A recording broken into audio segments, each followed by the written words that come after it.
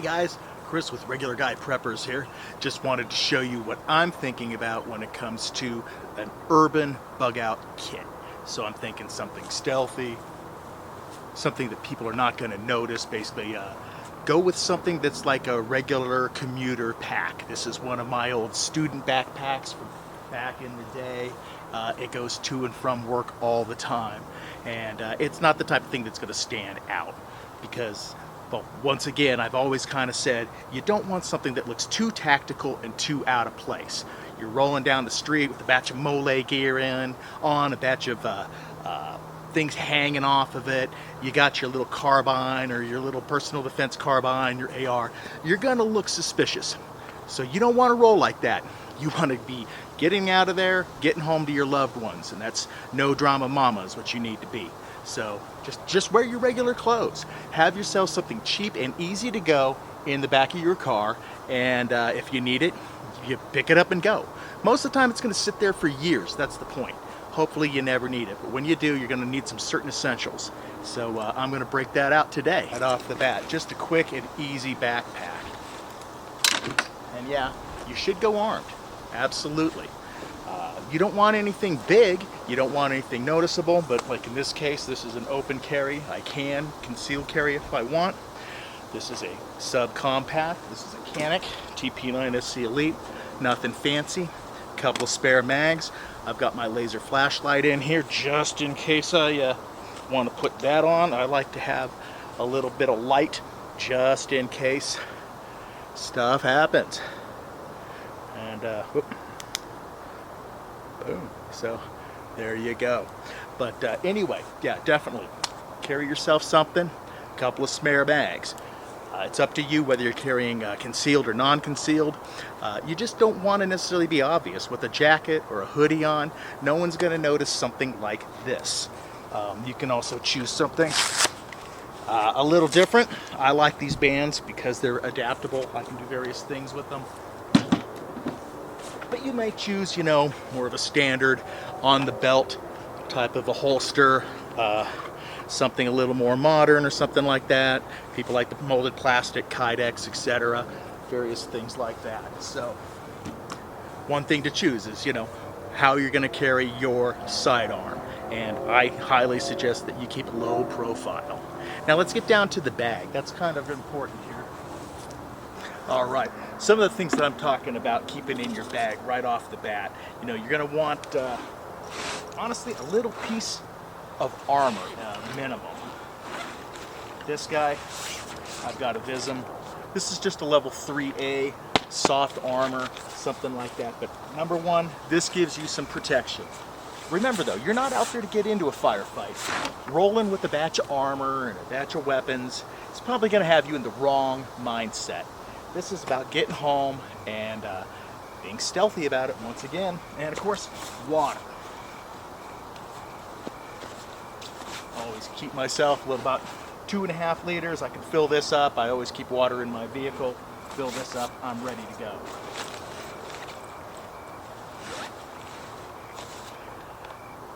Little mini first aid kit right off the bat for all those little things that could happen to you. Little bit of food, a couple of energy bars right off the bat to keep you moving. Also a big fan.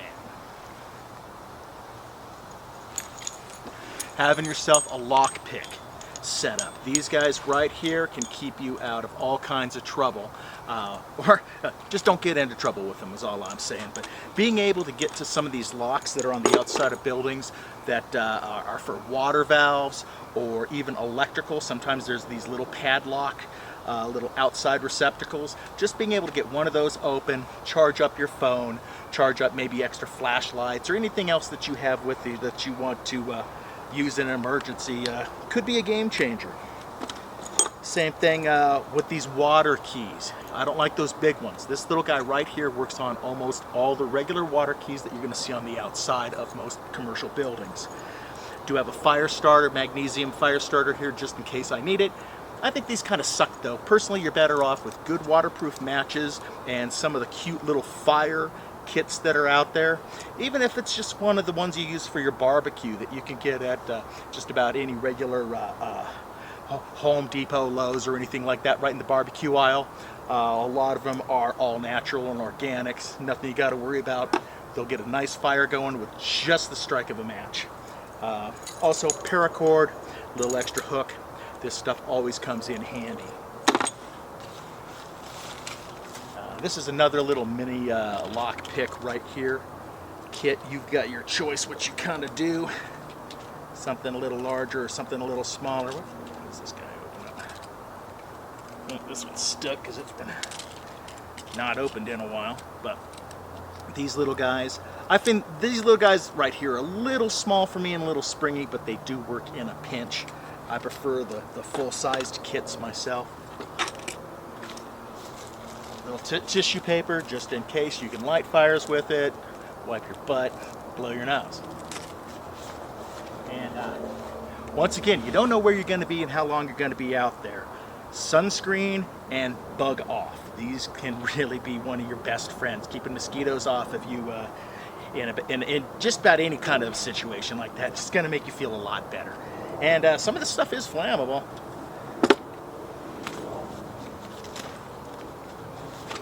Also, good old multi-tools. Once again, you know, with these guys, your lock picks, multi-tool, you can do a lot. Get yourself in and out of something, fix something, you know, potentially get yourself into like maybe you find an old shed and just being able to get into that. I'm not telling you break and entering's good, but in a survival situation, you need shelter, do what you gotta do.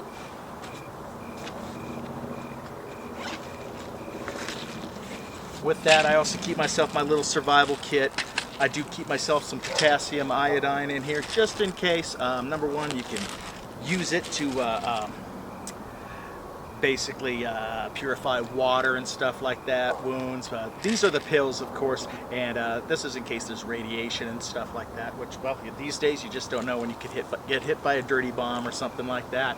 Maybe that's why you have to go home in a bad situation. Cars are clunked out. Everybody's stuck on the road.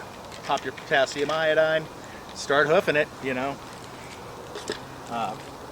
Same with water purification. I keep my water purification tablets in here, plus my little drinking straw here. This is just a little tiny guy that you can sip out of just about any kind of a pool. A little survival card with a few extra little tools on it and stuff like that, just in case. And of course, your little survival whistle compass. This has also got a batch of waterproof matches. Much easier to get something going like this than it is the magnesium bar. Honestly, sometimes those things are kind of a pain in the butt to have to fiddle around with in a bad situation. They do work. Some work better than others. Depends on the manufacturer. And you're just better off keeping it simple. Matches and a nice little fire bundle. It's a great way to go, and you're basically up and cooking in no time. That's all for that pipe there. Again, a few other items. I keep an extra face mask in here, and these are just regular sunglasses right here, but just in case you need to protect your eyes, or actually these are safety rated right here. I like my safety glasses because I do a lot of construction, and if there's things going on, protecting your eyes is a big deal. A mask, keep dust, debris out of your face, be a little more incognito depending on how things are going. And with that, I keep a couple extra survival blankets just in case. I like layers. You know, you could throw a couple of layers of these down along with something like your rain poncho, and you can keep yourself fairly warm. A couple of hand warmers, keep yourself warm. You can pack these into your jacket, keep your fingers, you know, nice and warm, especially if you've got to do something like use your lockpicks. You need that dexterity. Let me see. Along that same lines, while you're thinking about potentially having to protect yourself, deal with all kinds of situations, safety glasses. I've got myself my just a set of work leather gloves and a particle mask. Number one, you can use it to protect yourself, protect your hands, deal with whatever extreme situations are popping up. And of course, if you get into a bad situation, IFAK is a great idea. I don't think you should necessarily go with a crazy IFAK, because once again, I think that leads people to thinking that, oh, I've got everything covered, I'm going to go for it. Get yourself in a bad situation just thinking you're Captain Save whoever.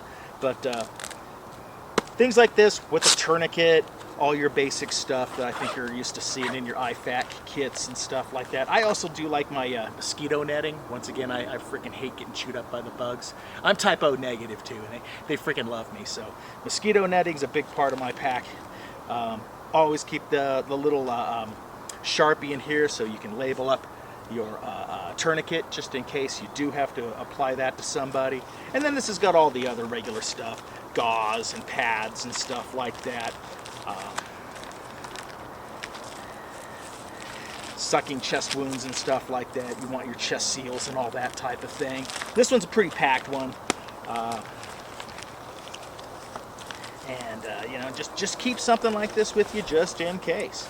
But I don't keep it on the outside. I can if I need to. But if you run around with a batch of tactical stuff hanging off your bags, you're going to look tactical. And if there are bad people about, those are the kinds of people that are going to, you know, prey upon you. Also, you don't want to draw attention. Like if the cops are running around, ICE is freaking invading the city and stuff like that. There's rioters everywhere. You rolling through town with a gun and looking all tactical is probably going to draw their attention.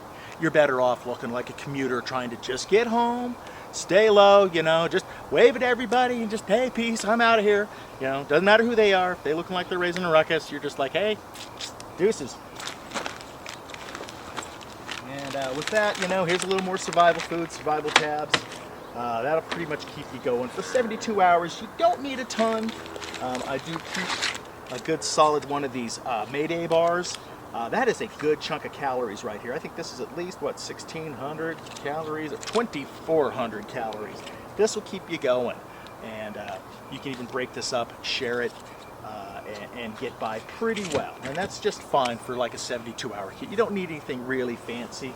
If you want to, you could pack something like an MRE, which will get you by. This is a big one for basically all day, and this will, you know, you can spread that out for a couple of days. It is kind of bulky though. And I'm kind of getting down there to it. Also, like here, I've got myself my little Espit kit right here. I like these little guys. This is a decent little cooking stove and heater, excuse me, and stove. So you can basically throw all your little things in here.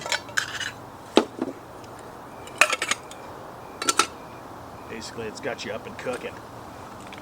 And if you've got an MRE or just something else that you want to heat up, or maybe you just need to boil some water, that thing's going to be perfect. Or hey, bring your tea bags.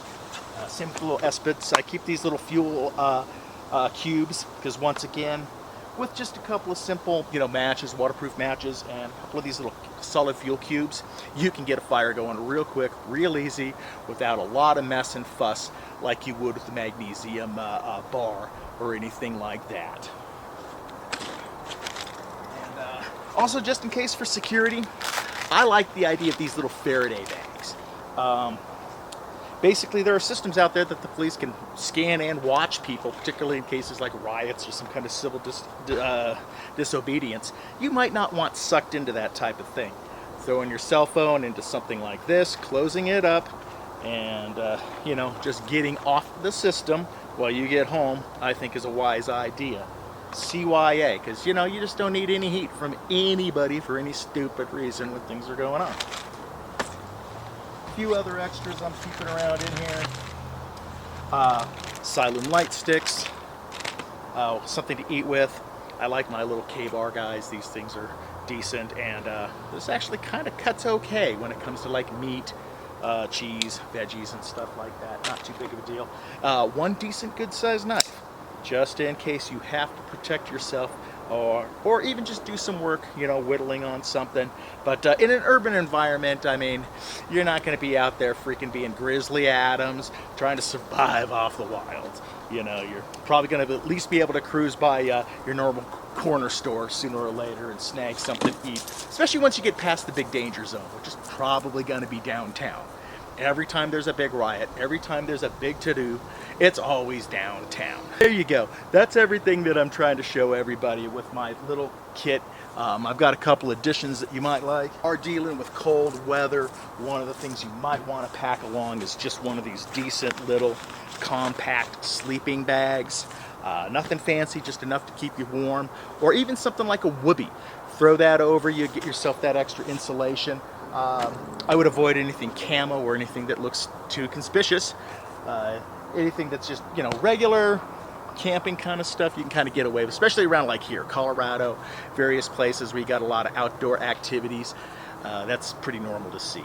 And it's wise to keep something like that in your vehicle just in case you get snowed in, or maybe you've got to get the heck out of the house because of forest fires and stuff like that. Things happen in Colorado all the time, and people end up having to spend a day or two on the side of the road waiting to get the roads clear and stuff like that.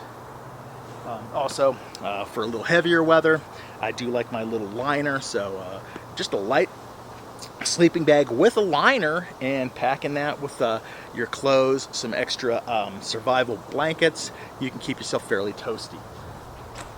And you might even want something like a pad to lie on just to keep yourself from losing that thermal heat right into the ground. This is just kind of a cheap one, something that you would take on a picnic or packing. I take this packing with me all the time, unfold it, sit on it, lay on it, and it does just fine. So there you go. That's really my overall idea of what I like for an urban pack. I like something quick, easy, and you know, you don't want to sit there and draw any attention to yourself. So that's always my big thing. And once again, these things you're not going to use. It's probably going to sit in your truck for years with any luck. You bring it out every now and then, unpack it, make sure you know what's going on in there, add something new. But with any luck, you never need it. But when you do, be ready, be stealthy, get home. Regular Guy Preppers, have a great day.